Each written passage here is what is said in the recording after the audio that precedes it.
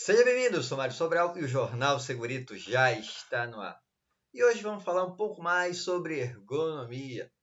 Você sabe que teve mudança na NR17, a gente até tem uma série de vídeos comentando sobre essa norma aqui. Mas ergonomia é muito mais do que a EP e a ET. O pessoal está focando nisso, mas a ergonomia começa antes disso. Então, bora pensar um pouquinho nessa gestão da ergonomia. E a gente iria começar por onde? Pelo diagnóstico. Eu preciso estudar a empresa primeiro. E esse diagnóstico eu preciso saber o horário de trabalho, as pausas que tem no processo, o mapeamento das atividades a serem analisadas. Então, quais são os setores que têm mais afastamento, quais são os setores que têm maior número de queixas. Isso tudo tem que ser considerado. Tá, então, eu fiz esse diagnóstico geral, coloquei só alguns tópicos, tem muito mais do que isso. E aí, depois, com base nesse levantamento, eu vou verificar quais são as demandas, ou seja, quais são os motivos que devem me levar a fazer a análise desse posto primeiro do que esse.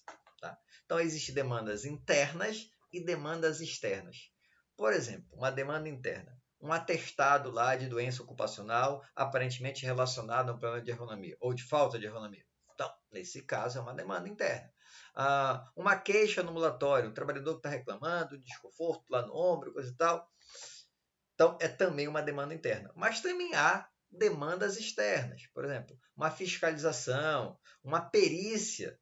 Perícia, o trabalhador saiu da empresa, mas agora é uma demanda externa. Ou uma visita também no Ministério Público, trabalho, uma coisa mais grave, talvez. Então, há demandas internas e demandas externas.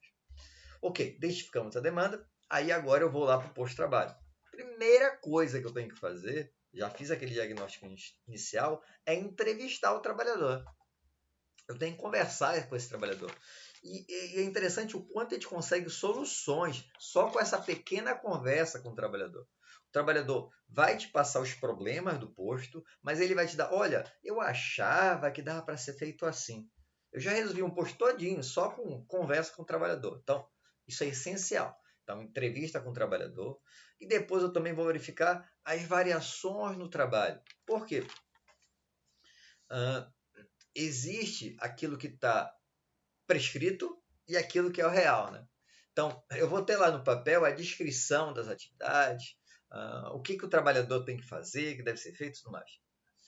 E na hora que eu conversei com o trabalhador, eu pensei, rapaz, tem coisa aqui que ele não faz. Rapaz, tem coisa que ele faz a mais. Então, essas variações na atividade também precisam ser analisadas.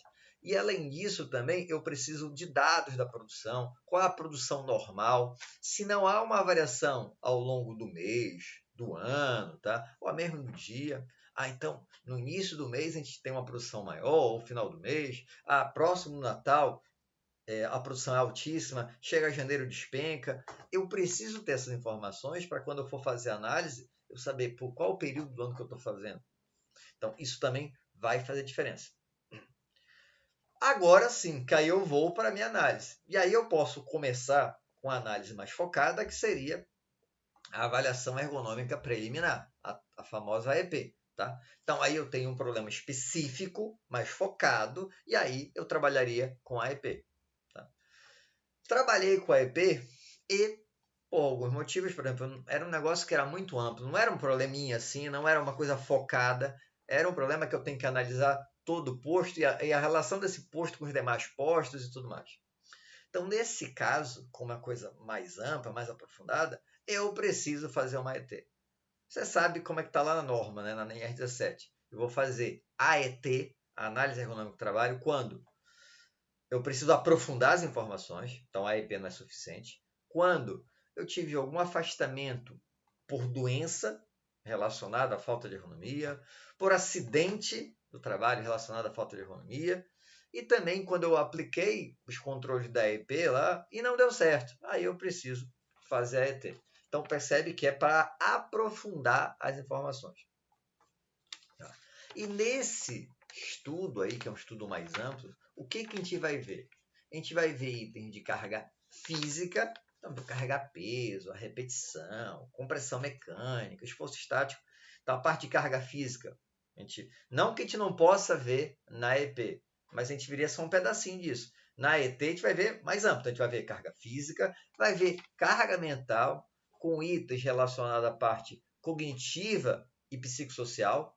por exemplo, o uso de memória, a relação com os colegas de trabalho, a relação com a chefia, a parte de carga mental, a questão de fatores ambientais, como a iluminação, um ruído que incomoda o trabalhador, um calor excessivo que também vai incomodar esse trabalhador.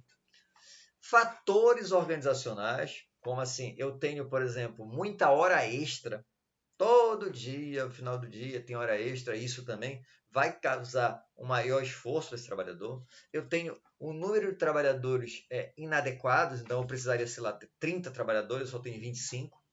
Então, 25 faz o trabalho de 30. E eu também não tenho reservas suficientes. Então, quando eu estou numa linha de produção, imagina lá numa linha de produção que eu tenho 30 trabalhadores. Tá? E aí o trabalhador quer ir no banheiro, quer beber água, quer ir no ambulatório, levanta a mão e não pode, porque é uma linha de produção. E nessa linha eu tenho que ter alguém para substituir esse trabalhador, porque senão vai parar a linha e fica faltando uma pecinha a ser colocada lá. Então, o ideal seria ter algumas reservas. O reserva é aquele cara que faz tudo, né? Que tem mais experiência, às vezes é o líder da linha também, e ele consegue substituir lá qualquer um. Tá? Então, isso também é importante. Então, percebe que na EP, eu estou vendo uma coisa bem focada ali. Quando eu faço a EP, eu estou verificando o todo e a relação desse posto que eu estou analisando com os demais para entender e poder propor soluções. Tá. Faço isso tudo, já conversei com o trabalhador, né? E aí eu aplico as ferramentas caso eu ache necessário. Eu já falei dezenas de vezes aqui no canal que ferramenta é algo que não é preciso, que não é 100%, é apenas uma tendência. Então o que eu faço? Eu analiso o posto de trabalho, faço o meu diagnóstico e utilizo as ferramentas para comprovar aquele diagnóstico, para dar um suporte. Mas eu não vou nunca usar a ferramenta como a verdade universal para o meu diagnóstico. Ao contrário, eu faço o diagnóstico e consigo o suporte da ferramenta. Assim que deve ser feito. E depois, o que eu tenho que fazer também, que a nova NR7 pede, eu tenho que justificar qual foi o método que eu utilizei. E o método utilizado não é simplesmente a questão das ferramentas. Por exemplo, na hora que eu faço a entrevista, é um método. Tá? Na hora que eu aplico um questionário, um censo ergonômico, é um método. E na hora que eu aplico o NIOSH, o Murigarg e outras ferramentas dessas, também são métodos. E eu tenho que justificar por que eu fiz isso, aquilo. É isso que a nova norma pede. Então, eu tenho que descrever e justificar esses métodos utilizados. Tá? Aí sim, vou escrever o relatório. Já estou lá preparando o relatório. Indicando quais os problemas identificados. Aqui tem um problema sério. Eu passo muitas atividades para os alunos e uma das atividades é essa, tá? Uma análise ergonômica. E essa análise ergonômica, geralmente, eles identificam no corpo da análise alguns problemas, mas chega na hora da conclusão que eu preciso ali identificar quais são os problemas mesmo para depois propor solução, acaba falhando.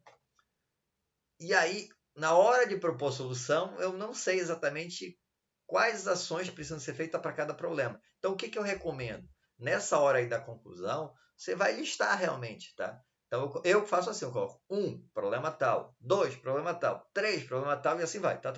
Listo todos os problemas identificados que já estão lá em cima. Por quê? Porque o cara que quiser ler só direto a conclusão e as sugestões de melhorias, já está ali o resumão. Tá. Coloquei a conclusão, aí eu vou para as melhorias. Só que quando eu vou para as melhorias, eu vou pegar... Problema 1 é, sei lá, esforço estático. O cara trabalha em pé o dia todo. Ok. Eu vou colocar na conclusão, ou nas melhorias, a solução daquele problema. Então, vou colocar 1.1, 1.2, até resolver. Todas as sugestões para aquele problema. Aí lá, problema 2, tal. Nas melhorias, tal. Só que aqui tem uma bronca. Digamos que o problema seja o trabalhador carregar peso lá elevado, ele carrega saca de 50 quilos, alguma coisa assim. Aí chega nas melhorias, o profissional faz o seguinte, diminuir o carregamento de peso. Não, isso é óbvio, tá? Eu quero saber de forma mais detalhada como pode ser feito isso.